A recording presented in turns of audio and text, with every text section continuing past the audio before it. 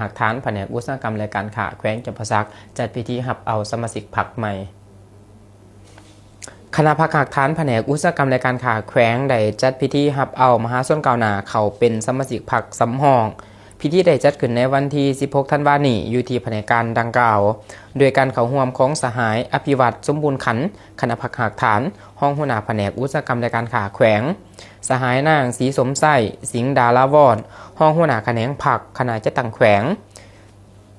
สหายปริญญาเอกสุริวัฒน์วรบุตรเลขาหน่วยพรรคบริหารจัดตั้งและกวดกา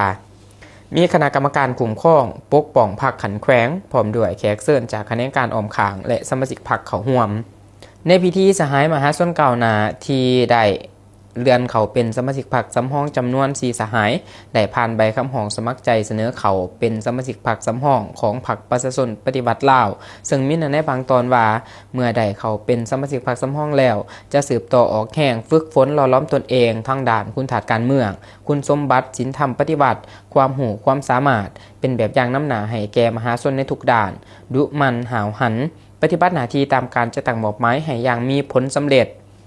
ซึ่งในพิธีได้ผ่านมติตกลงของคณะประจำพรรคแขวงว่าด้วยการอนุมัติรับเอาสมาชิกพรรคสำรองจำนวน4สหายก็คือสหายกีฬาทองคำสวัสดิ์หน่วยพรรคโครงงานผลิตเสาเบตงสหายบอกี่พาบุญมีหน่วยพรรคบริหารจัดตั้งและกวดกาสหายทิปกรแก้วเฮืองมณีและสหายนางแก้วอุดรจันทวงศ์หน่วยพรรคทรัพย์สินทางปัญญาและพัฒนาสินค้าเขาเป็นสมาชิกพรรคสำรองต่อมาก็ได้รับเอาสมาชิกพรรคสำรองและเผยแพร่แนะนำกฎระเบียบของพรรคขอห้ามสำหรับสมาชิกพรรคเติมเอกในพิธีอันทรงเกียรติสหายอภิวัตรสมบูรณ์ขันธ์คณะพรรคหักฐานห้องหัวหน้าแผนกอุตสาหกรรมและการค้าแขวงก็ได้ให้เกียรติมอบมติตกลงของคณะประจำพรรคแขวงว่าด้วยการอนุมัติรับเอามหาชนก้าวหน้าดีเด่นเขาเป็นสมาชิกพรรคสำรองให้แก่สมาชิกพรรคสำรองใหม่พร้อมทั้งมีคำเห็นโอล่มสีทิศเยื้องทางโดยเน้นให้บรรดาสหายสมาชิกพรรคสำรองใหม่ต้องสืบต่อปฏิบัติกฎระเบียบของพรรคประชาชนปฏิบัติลาวว่างออกอย่างเข้มงวดประกอบส่วนจัดตั้งพันขยายมติกองประชุมใหญ่ที่คณะพรรคหักฐานว่างออกให้มีผลสำเร็จและมีบาทเก่าบุกทะลุอันใหม่